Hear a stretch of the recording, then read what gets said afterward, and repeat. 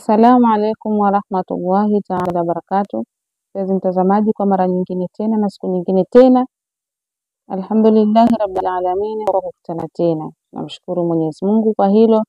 Endelea kusubscribe na kubonyeza hiko kikengele hapo chini kwa ajili ya kuendelea kupata update zetu na kupeana faida ya masuala ya kielimu pamoja na dua. Leo mpenzi mtazamaji wangu, nimekuandalia kinga. Kinga si kufunga hirizi hapa au hapa mkononi, hapana. Wala si kwenda kwa wenyewe wanaita mtaalamu au kwa mganga wa kienyeji. Kana mimi nahitaji kinga, labda nasumbuliwa na hiki na kile, kwa hiyo mimi nataka kinga. Mganga naye atakwambia basi unatakiwa upate kinga wewe. Basi chukua hiki, kaweke ndani kwako, fanya hivi, ili mradi tu kutokane na itokee shirki pale. Tunasema huo ni msiba mkubwa. Inna lillahi wa inna ilaihi rajiun. Hatutakiwi kuwa hivyo ndugu zangu katika imani. Hatutakiwi kumtegemea mtu mwingine katika masuala ya kinga. Kinga anatulinda yeye mwenyewe Mwenyezi Mungu.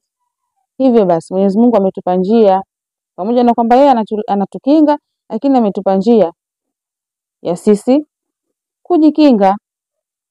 Njia hiyo ni katika majina yake 99. Na jina lenyewe ni ya Hafidh. Ya Hafidh, ya Hafidh. Ya Hafidh ni jina kubwa sana ambalo lenyewe linahusika kwenye masuala ya kinga.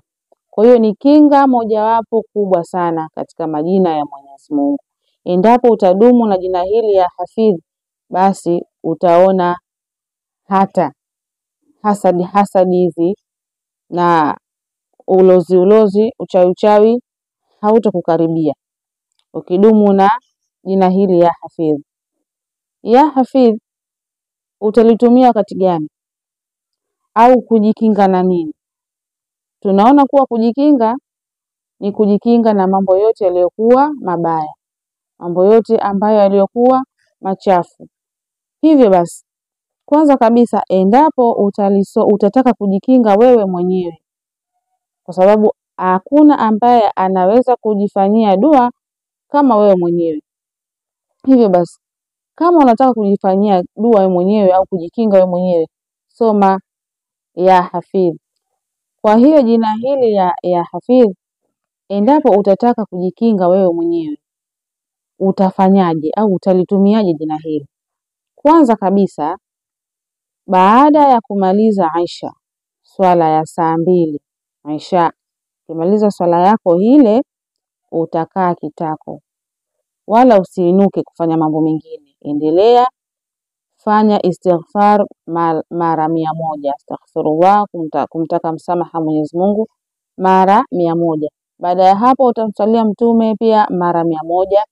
Baada ya kumaliza kumsalia mtume mara 100, hapo utaanza kulisoma jina hili ya Hafidh. Utalisoma mara 313 ya Hafidh, ya Hafidh, kwa maana kwamba unamuomba Mwenyezi Mungu akuhifadhi na kila shari, akuhifadhi na kila mabala. Basi utakuwa unadumu nayo kwa siku 7.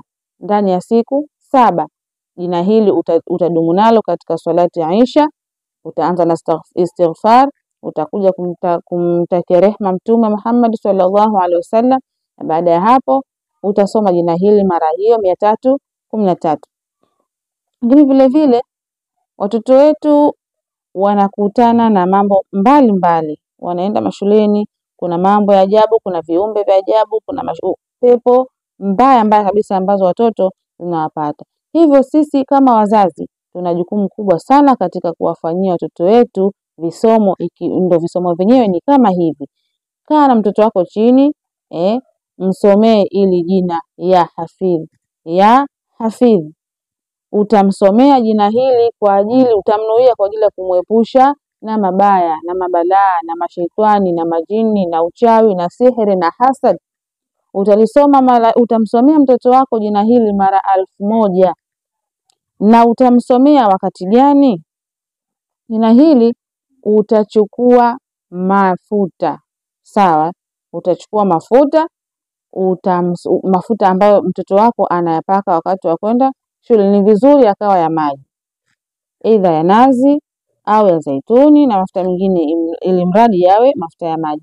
Utayasomea mara 1000 mafuta haya, na kila baada atakapokuwa anatoka asubuhi kwenda shule, atakuwa ndio mafuta yake ambayo atayapaka mtoto wako mpaka pale atakapoisha mafuta haya.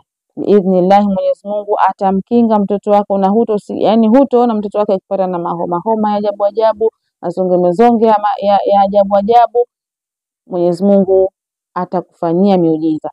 Lakini vile vile jina hili utalitumia kwa wale watoto ambao wenyewe, watoto wadogo wanaopenda kulia, wanaolia usiku. Kuna watoto hawalali usiku kucha, ni ngenge ni kulia tu mpaka mzazi unakosa raha. Kwa hiyo jina hili utakuwa unamsomea, chukua maji utayasomea mara 11 au mara 21 maji hayo. Baada ya hapo utampaka kuanzia utosini kwake yule mtoto mpaka kwenye unyayo wake, ukimnuia Mwenyezi Mungu amhifadhi na amlinde na vitu vichafu na viovu na mashaitani.